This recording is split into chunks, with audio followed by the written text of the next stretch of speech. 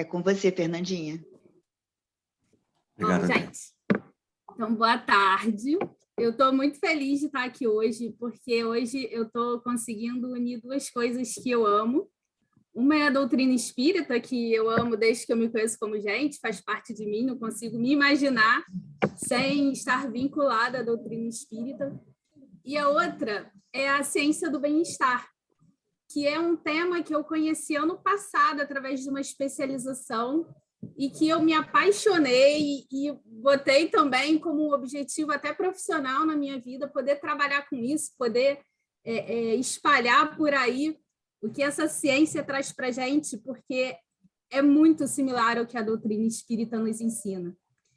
E aí, para a gente começar o estudo de hoje, eu queria só fazer uma observação que todas as coisas que a gente falar, ou todas as comparações que a gente fizer da ciência do bem-estar com a doutrina espírita, elas são comparações que a Fernanda está fazendo. A ciência do bem-estar é ciência, ela não é atrelada a nenhum tipo de religião, não é atrelada a nenhum tipo de esoterismo, autoajuda, nada do tipo. É ciência, é pesquisa, tudo muito comprovado, tudo muito pesquisado, tá? E para a gente começar o estudo de hoje, é importante que a gente faça uma diferença do que é doença mental para o que é saúde mental. Porque hoje a gente vai falar de saúde. Eu não sou psicóloga, não sou médica, não sou terapeuta, sou da área de comunicação. Então, a gente vai falar de saúde, de como a gente pode melhorar a nossa saúde mental, o nosso bem-estar. Quando a gente fala de doença mental, a gente pensa em transtornos que são diagnosticáveis, né? E que, na maioria das vezes, mesmo o indivíduo tendo esse transtorno, ele consegue, através de uma medicação, através de um acompanhamento psiquiátrico, de uma terapia, ele consegue manter, né, a sua vida saudável, ter uma vida mental saudável mesmo com um transtorno. Então, depressão, fobias, TDAH, são transtornos mentais, doenças mentais. Quando a gente fala de saúde mental, a gente está falando da forma como a gente reage às exigências da vida. Como que eu vou agir diante de um problema, diante de uma dificuldade, diante de um conflito? Eu fico desarmoniar. Enfim, eu vou me desarmonizar ou eu fico bem, fico tranquilo? Isso é saúde mental. Então, se eu tenho muito estresse, por exemplo, se eu sou uma pessoa muito estressada no trabalho e eu não cuido desse meu estresse, eu posso desenvolver uma síndrome de burnout, que é, no mundo corporativo, uma das doenças que a gente mais escuta falar, que é quando a gente simplesmente fica exausto e para, e isso somatiza no corpo e a gente para. Então, quando eu sou muito ansioso e eu não cuido da minha ansiedade, não cuido da minha saúde mental, eu posso desenvolver um transtorno de ansiedade. Por isso que é muito importante a gente estar sempre atento à nossa saúde emocional, porque ela vai refletir no nosso corpo e ela vai refletir na forma de agir da vida. As pesquisas na área de bem-estar, elas mostram que a maioria das pessoas da população mundial, elas não têm nenhum tipo de doença mental, não têm nenhum tipo de transtorno mental. Porém, elas também não têm saúde mental, porque elas não dedicam esse tempo de cuidado para suas vidas. E aí, para a gente começar, então, o nosso estudo, eu queria contar um pouquinho para vocês sobre a psicologia positiva, que é a base dos nossos estudos de hoje e é a linha de pesquisa da ciência do bem-estar. A psicologia positiva, ela nasceu mais ou menos no ano 2000, ela é uma adolescente, ela tem 21 aninhos só de vida. E o pai dela, quem é conhecido como pai, é o Martin Seligman, que é um pesquisador. Na verdade, foi um grupo gigantesco de pessoas, né, que pesquisa, que desenvolve, nada é criado por uma pessoa só, mas o nome dele acabou ficando atrelado como o pai da psicologia positiva. E a psicologia positiva, ela é um braço da psicologia comum. Quanto à psicologia tradicional, ela tem como objetivo curar o indivíduo. Ninguém procura um terapeuta porque está feliz e contente. A Tati falou isso lá no primeiro estudo sobre saúde mental. A psicologia positiva, ela tem como propósito fortalecer as pessoas. porque quando elas estão fortalecidas, elas têm mais bem-estar. Então, ela não substitui de forma alguma a psicologia tradicional. Ela complementa, com o objetivo de promover o bem-estar das pessoas, de promover o que a gente chama muito de florescimento das pessoas. Eu acho esse termo lindo. As pessoas que florescem, que se desenvolvem, que crescem, que se tornam pessoas melhores. E aí o Martin Seligman começou lá em 1965 as pesquisas dele. E ele começou com uma pesquisa com animais, eram ratos, depois cachorros, e depois ele adaptou a pesquisa para os seres humanos. E eu vou trazer especificamente essa, que foi uma das primeiras pesquisas dele, porque ela é muito interessante, os resultados dela são muito interessantes. O que ele fez? Ele pegou uma galera, dividiu em 2 grupos. Eles fizeram isso repetidamente com um monte de gente diferente, tá?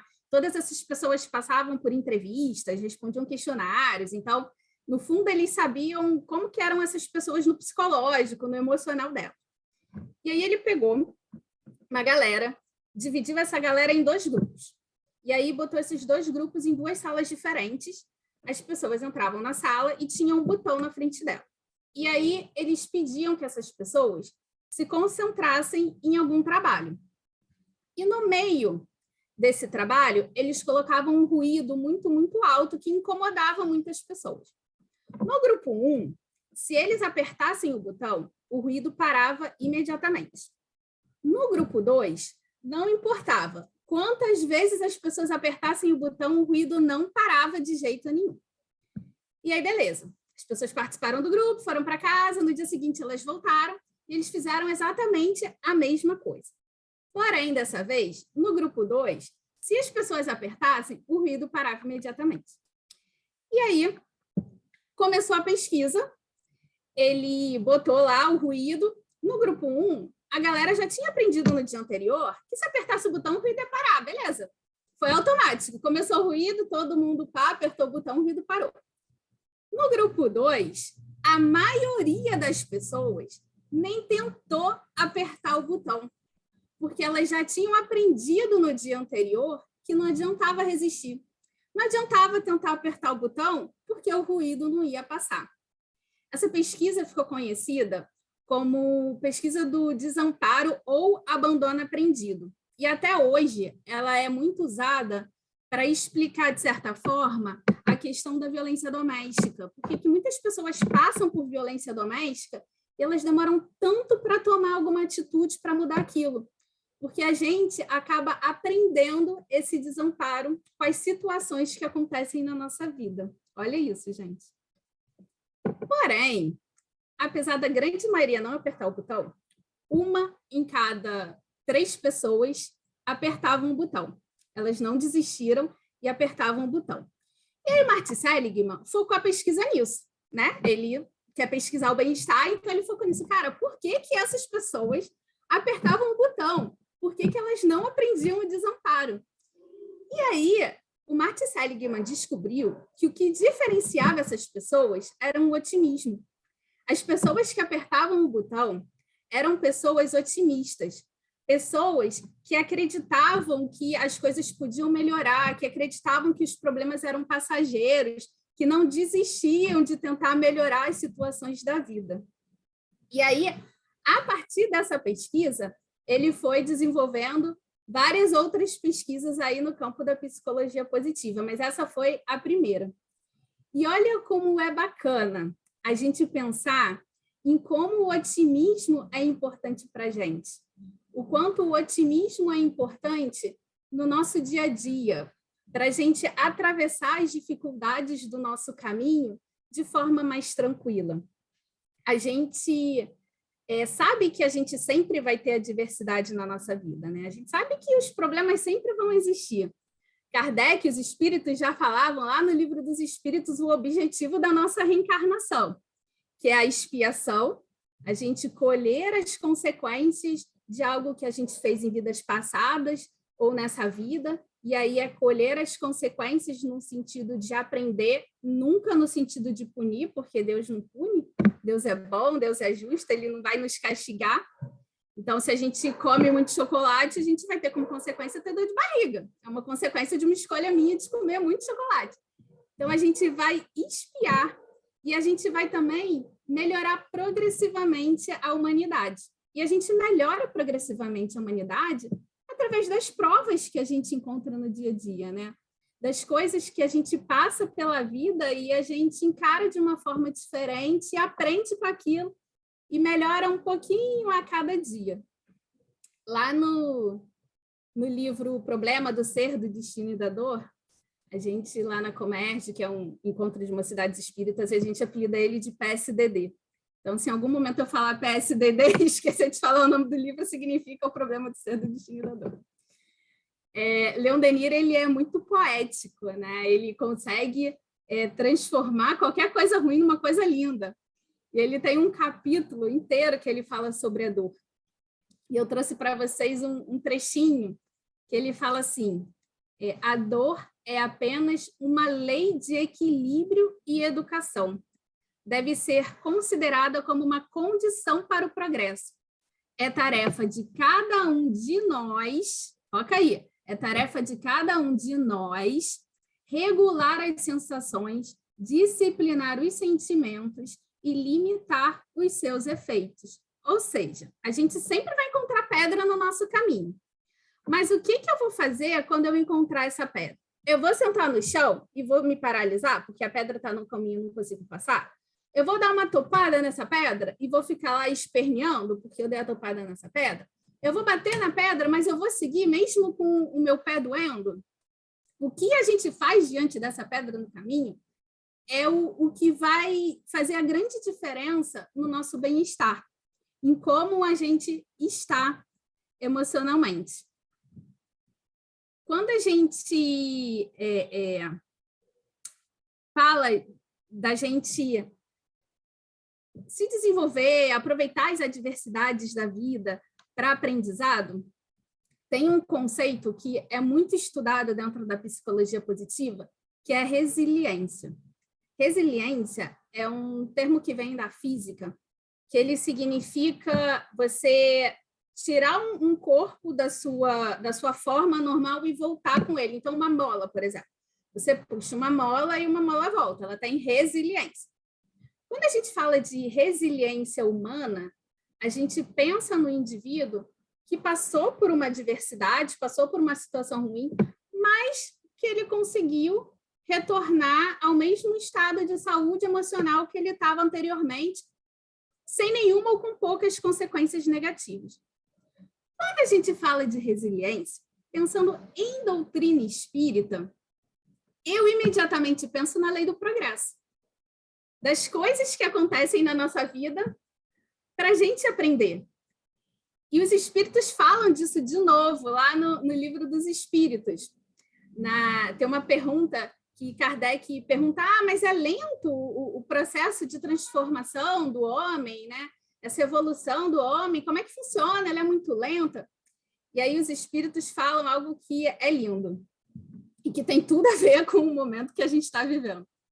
Eles falam assim, quando um povo não progride tão depressa quanto deveria, Deus o sujeita, de tempos a tempos, a um abalo físico ou moral que o transforma, ou seja, a dor como a nossa principal aliada de transformação, como aquela que vai nos ajudar a crescer. Mas quando a gente fala da dor, a gente não está falando aqui que a gente tem que se apegar à dor, é a minha dor, ou ficar remoendo aquele pensamento de dor. A Ana Luz falou muito bem sobre a questão do pensamento, há 2 sábados atrás, sobre como os nossos pensamentos impregnam na gente e como isso somatiza no nosso corpo, e como o que a gente pensa vibra, né? Pensou, criou, vibrou e já foi e já atingiu o outro. Então, a gente não precisa se apegar a essa dor, a gente acolhe ela como um aprendizado, tira um aprendizado dali, mas segue adiante, né?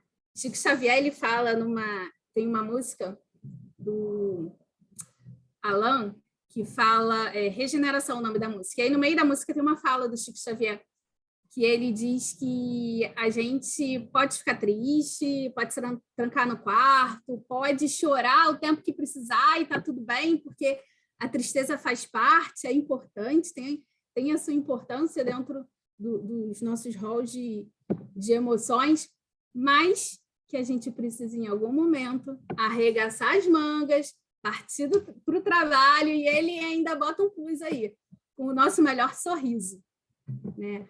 Que é a gente não desistir nunca, estar sempre otimista, com resiliência para seguir adiante nas dificuldades.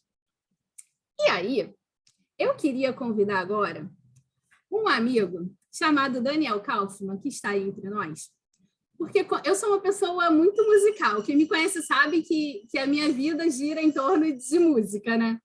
E quando eu estava fazendo esse estudo, eu lembrei muito de uma música que, para mim, foi muito importante no momento, um dos momentos mais complicados da minha vida. Era uma música que, quando eu estava triste, quando eu estava para baixo, eu começava a cantar essa música e eu ficava bem. E, inclusive, foi o Daniel que me apresentou essa música, não sei se ele sabe, mas eu conheci essa música por ele, no coral da Casa de Jesus.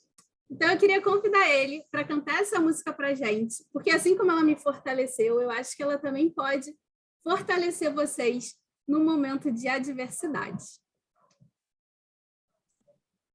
Legal, Fê. Só uma coisa, eu fiquei até preocupado se é essa música mesmo. Conhecer se é sempre difícil. É essa música mesmo, né? Não é? Qual é a música, Fê? Quando você Ah, desculpa. olha pra... Não, tá bom, vamos lá. E olha que eu não conheço o nome das músicas, essa é uma das poucas que eu sei o nome.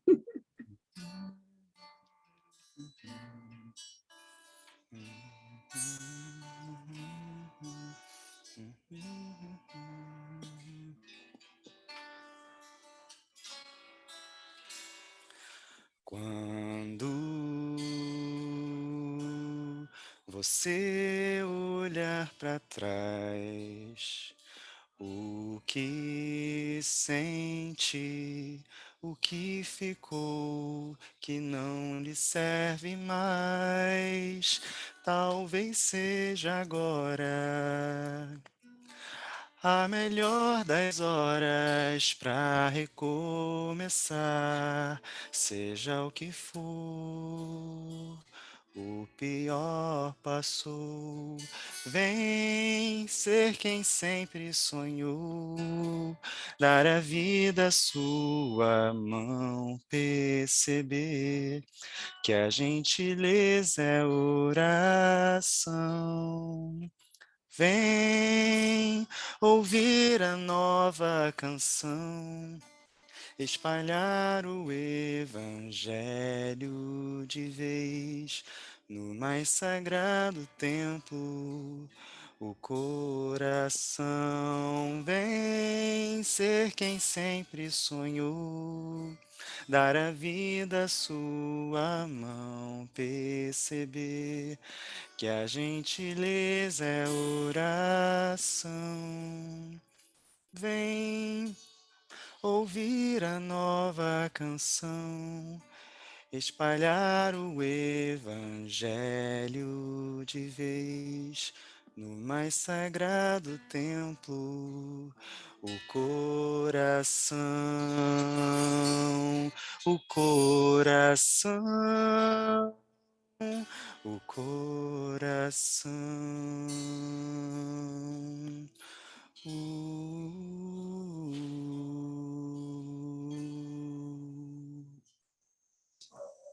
Arrasou! Obrigada, Dani. Essa música já está na alma, né? Não precisa nem ensaiar. Troca a música errada, mas canta assim mesmo, porque já internalizou. Obrigada, amor. E aí, continuando as nossas pesquisas de ciência do bem-estar, o Martin Seligman foi convidado para desenvolver um programa para o exército norte-americano. Eles queriam que os soldados ficassem mais mentalmente resistentes, né? Imagina a vida de um soldado, ainda mais um soldado norte-americano, né? Estados Unidos está sempre envolvido em alguma guerra, então eles voltavam com muitos transtornos pós-traumáticos. E eles queriam fortalecer mentalmente esses soldados e com um propósito, né? Eles queriam despertar nesses soldados as coisas boas da vida. Então, eles desenvolveram um programa de resiliência. E por que eu estou trazendo esse programa aqui para vocês? Porque esse programa, ele tinha alguns exercícios muito bacanas, exercícios super simples, que eu acho que todos aqui podem fazer de uma forma bem tranquila. Por isso que eu vou trazer eles para vocês aqui no nosso estudo. Um dos exercícios que os soldados eram desafiados a fazer se chama Diário da Gratidão, ou Diário das Bênçãos. Ele é até bem conhecido em algumas terapias. O que é esse exercício? Todos os dias, antes de dormir, eles pegavam um caderninho e eles escreviam 3 coisas pelas quais eles eram gratos, ou 3 coisas boas que aconteceram durante o dia, sempre pensando naquele dia. E esse exercício ajudava eles a enxergar de uma forma mais ampla o que a vida pode oferecer de bom. A gente dificilmente faz o exercício de pensar o que aconteceu comigo de bom nesse dia. Normalmente a gente já deita na cama pensando na conta de luz que vai pagar, no filho que não dormiu, está no outro quarto, né? E ele propõe que a gente faça justamente o oposto, que a gente pense naquilo que a gente é grato. Um outro exercício que eles também faziam era escrever uma carta de agradecimento para alguém que tinha sido muito importante na vida deles. Então, eles escreviam e depois eles tinham oportunidades de entregar para a pessoa. Depois eles até aprimoraram essa técnica. A gente fez, inclusive, na Comerge, uma atividade muito parecida com essa, e eu acho que foi a atividade mais linda que eu já presenciei na Comerge, que é Comerge, Encontro das Mocidades Espíritas do Estado do Rio de Janeiro, encontro de jovens que acontece durante o Carnaval. E a gente pediu para que pais, amigos, que alguém importante na vida do jovem escrevesse uma carta para ele sem que eles soubessem, a gente só entregou no meio da Comerge. E foi lindo ver aqueles jovens abrindo a carta, lendo aquela carta de agradecimento para eles. E por que a gratidão? Por que o Exército desenvolveu um programa para fortalecer mentalmente as pessoas com exercícios de gratidão? Porque a gratidão ajuda a gente a ter uma visão mais positiva da vida. Ajuda a gente a ver as coisas boas que acontecem com a gente. E trazendo para esse lado da espiritualidade, a gratidão ajuda a gente a fortalecer a nossa fé. A gente ser grato a Deus por tudo que Ele faz, por cada pedrinha que Ele coloca no nosso caminho para o nosso aprendizado, né? Reclamar menos da vida e agradecer mais pela oportunidade de estarmos vivos, pela oportunidade de estarmos juntos aqui na casa de Jesus, pela oportunidade dos aprendizados que a vida nos dá. E esse programa do Exército, ele também tinha um outro ponto muito bacana, que é com relação aos instrutores. Então, os instrutores dos soldados, eles eram orientados a transmitir uma visão mais positiva de mundo para os soldados. Então, a ideia era desconstruir aquela coisa do soldado durão, que não sente medo, que não erra nunca, que pode tudo, e mostrar para eles que, cara, você também é vulnerável, você também sente medo, você também sente tristeza, e tá tudo bem. Somos todos humanos, está tudo bem sentir isso. Isso era bacana porque impacta diretamente nos relacionamentos, né? Na forma de se relacionar ali do instrutor com o soldado. Os relacionamentos são um outro tema assim, essencial quando a gente fala de ciência do bem-estar. Quando a gente está triste, a gente tende a se fechar em algo que o Leon Denis chama de círculo estreito do individualismo. A gente está triste, a gente imediatamente se fecha, não quero falar com ninguém, quero ficar aqui no meu cantinho, não me perturba, me deixa em paz, né? Tenho certeza que a grande maioria aqui deve pensar dessa forma. Mas as pesquisas de bem-estar, elas nos mostram que a gente deveria fazer exatamente o oposto.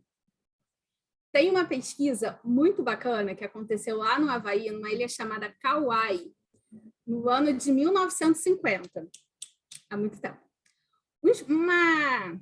uma galera de pesquisadores, eles foram para essa ilha, porque era uma ilha que ela vivia basicamente da plantação de cana-de-açúcar. Então, a grande maioria das pessoas que moravam lá eram pessoas muito pobres, elas viviam num ambiente com muita violência, com drogas, com alcoolismo, e os pesquisadores achavam que as crianças que nasciam ali, elas estavam predestinadas a ter o mesmo futuro que os pais tinham, né? Não tinham o que fazer, eles nasciam naquele ambiente, então eles tinham já um futuro predestinado. E os pesquisadores foram para lá estudar as crianças dessa ilha. Eles acompanharam 201 crianças por 40 anos. 40 anos de pesquisa, olha a seriedade do processo. E aí, após esses 40 anos, eles perceberam que dessas 201 crianças, 72 delas tinham uma vida que a gente pode considerar normal. Elas nunca tiveram problema com a polícia, e aos 40 anos de idade, todos eles estavam empregados.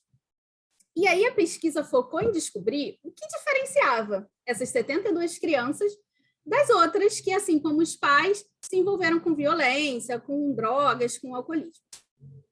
E a pesquisa concluiu que o que diferenciava, olha que bacana, gente, o que diferenciava essas crianças é que todas elas tinham pelo menos uma referência íntima, só bastava uma. Todas elas tinham uma pessoa na vida delas que, de alguma forma, cuidou delas com amor, atendeu às necessidades, impôs limites, ofereceu orientações, e isso independente de ser parente.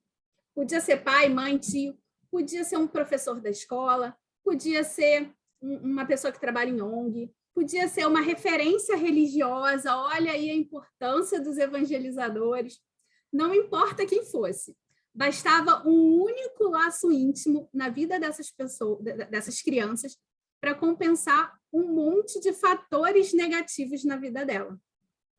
E atrelada a essa informação, que ela por si só, para mim, já é fantástica, o Martin Seligman, ele diz que o melhor antídoto para os momentos ruins da vida e a fórmula mais confiável para os bons momentos são as pessoas. E a doutrina espírita também nos fala isso. A gente tem, lá no Livro dos Espíritos, quando ele fala da lei de sociedade, né? Kardec pergunta, mas a gente pode viver sozinho? Qual é o objetivo da vida social? Né? Kardec faz várias perguntas relativas à vida em sociedade. E os espíritos nos respondem que Deus fez o homem para viver em sociedade. Ele ainda fala assim, isolado, não lhe é possível dispor de todas as suas faculdades, porque falta o contato com os outros homens. Então, a gente é criado para viver em sociedade. Né? E muitas vezes, quando a gente pega a lei de sociedade para estudar, a gente sempre pensa, eu preciso conviver com o outro, porque eu só vou desenvolver paciência se eu conviver com pessoas chatas, que me desafiem a desenvolver a paciência. Eu só vou conseguir ser menos egoísta se eu conviver com pessoas egoístas, né? que me mostrem o quanto que o egoísmo é ruim, para que eu possa me modificar. Mas a lei de sociedade, ela também vai além. Né? A gente está ali com o outro porque é o outro que nos apoia, é o outro também que nos fortalece, é o outro que nos ajuda na nossa caminhada. E é muito importante a gente lembrar isso, né? Lembrar que tem o outro ali para nos ajudar. Tanto no momento de felicidade, quando a gente está brincando, conversando com os amigos, é bom a gente estar com pessoas e a gente sente a maior falta disso na pandemia, né? Acho que a pandemia veio um pouco também para a gente aprender o quanto que o outro é importante na nossa vida, o quanto que o abraço é importante na nossa vida, mas que o outro também é importante no nosso momento de tristeza. Como é importante a gente ter alguém para desabafar, para contar as nossas angústias. E aí, gente, é importante lembrar que a gente nunca está sozinho. A gente sempre vai ter alguém com quem conversar. A gente não está sozinho fisicamente, porque a gente sabe que no plano espiritual tem um monte de amigos torcendo para a gente, cuidando da gente, mas a gente também não está sozinho aqui no plano físico. Então, a gente tem amigos que a gente pode procurar, familiares, tem o atendimento fraterno da Casa Espírita, que está sempre disponível para nos ouvir. E a gente tem também o CVV, que é o Centro de Valorização da Vida, telefone 188, fazendo propaganda, que ele funciona 24 horas por dia e ele está disponível para ouvir quem for, a hora que for, do jeito que for, para o que quiser falar. Então, falem, criem o hábito de conversar, desabafar, porque isso é extremamente importante para o nosso bem-estar. E o último elemento da psicologia que eu vou falar hoje, e aí tem muita coisa, tem muitos elementos que a gente poderia falar, mas a gente não tem tempo de falar sobre todos, e esse elemento vai demorar um pouquinho, é a emoção positiva. O quanto que as emoções positivas são importantes na nossa vida. A ciência já comprovou que estimular emoções positivas na nossa vida trazem bem-estar. Gratidão, como a gente falou lá na frente, alegria, serenidade, interesse por coisas novas, orgulho no sentido positivo, de se orgulhar por uma coisa que conseguiu fazer, diversão, é importante a gente se divertir, se inspirar, admirar pessoas. Então, existe um monte de emoções positivas que a gente pode fortalecer. Quando a gente vivencia essas emoções, mesmo que por um tempo bem curto, elas movimentam forças de crescimento nas pessoas que aumentam a perspectiva, aumentam a forma como elas veem a vida, tornam as pessoas mais flexíveis, mais receptivas aos outros, mais criativas e até mais sábias. E quem está falando isso não é a Fernanda. Quem está falando isso é uma pesquisadora chamada Bárbara Fredrickson, nunca consigo falar o nome dela, gente, Bárbara Fredrickson, que ela estuda emoções positivas há mais de 20 anos. E diante de todos esses estudos, que com muitas pesquisas, com muitos grupos de estudo, que nem foi lá do aprendizado aprendido, desamparo aprendido, a Bárbara estudou as emoções e ela chegou à conclusão que existe uma emoção positiva suprema. Alguém conseguiria imaginar qual é a nossa emoção positiva suprema? Eu acho que muita gente sabe. A nossa emoção positiva suprema é o amor. E é o amor porque o amor cria conexões. A Bárbara fala, tem uma frase que eu acho linda, que ela diz que o amor tira a gente do casulo egoísta e obriga a gente a olhar para o outro. E aí, a cientista explica isso biologicamente, gente. Como que o amor é capaz de ativar mudanças no nosso corpo. E ele ativa essas mudanças através do cérebro, do nervo vago, que é um nervo que vai do cérebro até alguns órgãos principais do corpo, e de um hormônio chamado ocitocina. Gente, a ocitocina é linda, é demais a ocitocina. Ela é conhecida como o hormônio do amor ou a molécula da moralidade. Acho lindo, molécula da moralidade. Ela é liberada durante o ato sexual, durante o parto, durante a amamentação. Mas alguns estudos recentes comprovaram que a ocitocina ela é liberada durante as conexões de confiança, durante as conexões de empatia, durante as conexões de generosidade. E o mais bacana de tudo, gente, ela é liberada quando os comportamentos são transparentes. Ou seja, se é uma generosidade por ostentação, não vai liberar ocitocina. Só libera na caridade real, na caridade de mentirinha, só para ostentar, não libera, gente. Olha que bacana. Ela conecta as pessoas. E ela conecta as pessoas como se fosse um espelho. É como se a pessoa estivesse na frente de um espelho. Ela faz um ato de amor, ela tem uma descarga de ocitocina, e a pessoa que recebe essa descarga, esse ato de amor, tem a mesma descarga de ocitocina. Então, ela conecta as pessoas. E aí, essa semana, rolou um vídeo no WhatsApp, eu não sei se todos aqui viram, mas tenho certeza que muitos viram, porque eu recebi em vários grupos espíritas esse vídeo, que eu queria trazer... Ai, meu Deus, temos 14 minutos. Eu queria trazer rapidamente essa história, porque é muito bacana. O vídeo conta, é um radialista contando de um podcast do Simon Sinek. Simon Sinek é um escritor norte-americano. E aí o Simon Sinek, ele estava entrevistando um ator. E aí o ator virou para ele e falou assim, cara, teve uma vez que eu estava num delivery de cafeteria, né, uma delivery da Starbucks, e aí eu fui lá pedir meu café, e aí virei para a atendente e falei assim, olha, toma aqui o dinheiro, paga o café dessa moça que está aqui atrás e fala para ela que ela é amada. E beleza, foi embora. Ele não sabe se a mulher gostou, se ela não gostou, ele não sabe da reação, o que aconteceu, ele não sabe. Mas ele se sentiu tão bem naquele momento, ele conta, cara, eu saí de lá super excitado, super feliz, só pelo fato de eu estar fazendo uma coisa bacana para ela. E aí o Simon Sinek conta para ele, olha, isso aí que aconteceu é porque você teve uma descarga de ocitocina, porque quando a gente faz um serviço desinteressado, a gente tem essa descarga, ele recebe a gente, recebe a menina lá que recebeu o café, recebe a atendente que viu a situação. E aí ele conta no mesmo vídeo uma outra história que ele estava de novo numa cafeteria, acho que esse ator deve adorar café, e aí ele viu 3 mulheres entrando e ele imediatamente lembrou da mãe dele que tinha morrido exatos 10 anos atrás. E aí ele viu aquelas mulheres conversando, lembrou da mãe e falou assim, vou conversar com elas. E aí ele pediu licença, chegou lá para conversar com as mulheres e perguntou se podia pagar um café para elas. E aí ele falou, eu queria pagar um café para vocês, porque hoje fazem 10 anos que a minha mãe morreu. E eu vi vocês entrando, eu lembrei automaticamente da minha mãe, então eu queria fazer essa gentileza.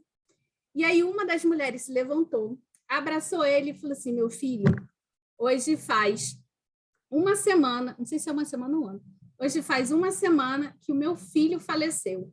E o meu filho tinha exatamente a sua idade. E aí os dois se abraçaram, choraram lá no meio da cafeteria, e a ocitocina foi para todos os lados, contagiou todo mundo, e inclusive está contagiando todos aqui com esse bem-estar que a gente sente ouvindo essas histórias da prática do bem. Então, sabe aquele momento que a gente está num bate-papo gostoso com os amigos? É a ocitocina. Sabe quando a gente está agarrando, beijando os filhos? É a ocitocina. Quando a gente está conectado com os jovens numa reunião, é ocitocina. Quando a gente está atendendo a população em situação de rua e dá aquele prazer de estar ali com eles, é ocitocina. E por que a gente está falando de ocitocina? Por que a gente está falando de biologia numa reunião pública da Casa de Jesus? Porque talvez o nosso corpo tenha sido criado para amar e para se relacionar com o outro sem esperar nada em troca. Porque fisicamente o nosso corpo reage a isso. A gente não está aqui, óbvio que tem toda a questão do espírito, a vibração, tudo aquilo, mas a gente aqui está falando de corpo físico. O nosso corpo físico sente. E atrelado ao amor, Martin Seligman, ele diz que de todas as práticas que ele já testou sobre aumentar o bem-estar momentâneo, de todos os exercícios que ele já testou, o que mais funciona, o que mais aumenta o bem-estar momentâneo é a prática de um ato de bondade. Gente, olha isso. A prática do ato de bondade, a caridade e o amor. Vocês já viram isso em algum lugar? Talvez assim, há 2000 anos atrás, com alguém falando para a gente? Né? Nada mais é do que Jesus tanto falou para a gente, que a gente precisa amar uns aos outros, que fora da caridade não é salvação, que o nosso bem-estar, a nossa cura, está no amor. Leon Denis fortalece isso. Ele fala para a gente que o amor fornece à alma a intensidade de irradiação que reconforta. E é através dele que a alma se sente estreitamente ligada à potência divina. O amor é fonte inesgotável, renova-se incessantemente e gratifica simultaneamente quem dá e quem recebe. Cada alma é um sistema de força e um gerador de amor, cuja potência de ação aumenta com a elevação. Então, gente, não tem fórmula mágica. Quer ter mais bem-estar na sua vida? Quer estar mentalmente saudável? Exercício número 1, amar. Ame mais. Se permita ser amado, porque a gente às vezes também não se permite ser amado. Então, ame, seja amado, seja ocitocinado o tempo inteiro. Deixa essa ocitocina aí fazer parte do seu corpo. Cultive emoções positivas, a gratidão, o amor. Seja mais otimista, tenha pensamentos mais otimistas, como é importante a gente vigiar o nosso pensamento o tempo inteiro, não se deixar abater, vigia, controla sempre com otimismo ali. Tenha mais esperança na vida, seja mais resiliente, encare os problemas que acontecem no seu dia a dia como coisas que vão passar. Nada na vida é eterno. O problema vai trazer a dor, a gente vai recolher aquela dorzinha, vai ser chato, vai chorar, vai ficar triste, vai ficar magoado, tá tudo bem, faz parte da vida. Mas depois passa por cima dela, não se deixa bater pela dor. Mais resiliência, né? Mais aprendizado com as coisas que acontecem. Buscar relacionamentos positivos na nossa vida. Como é importante a gente estar com pessoas, como é importante a gente dividir a vida com pessoas.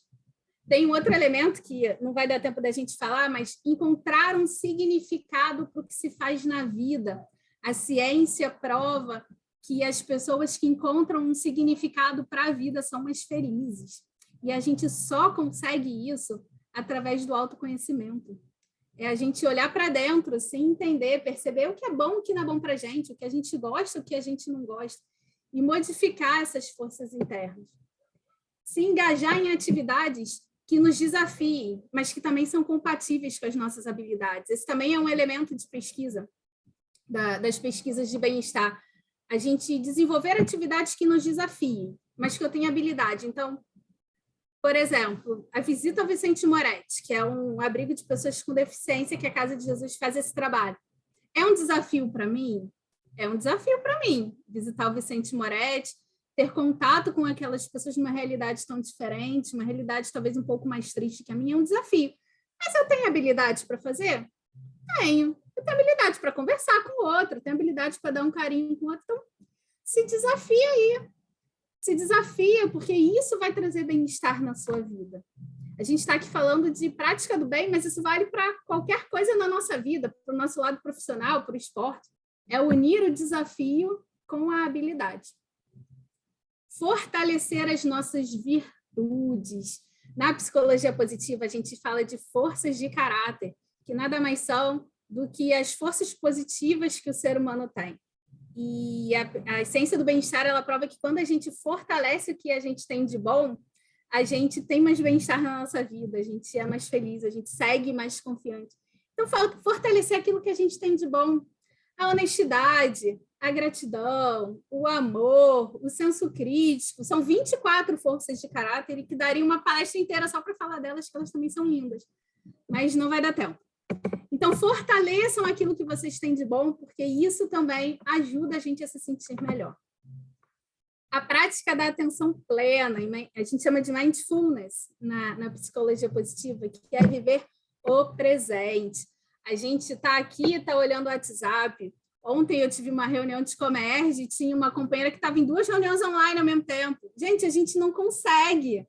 A gente precisa viver no presente. A gente precisa se acalmar, respirar, meditar e pensar naquilo que eu estou fazendo agora, refletir no agora, viver no presente.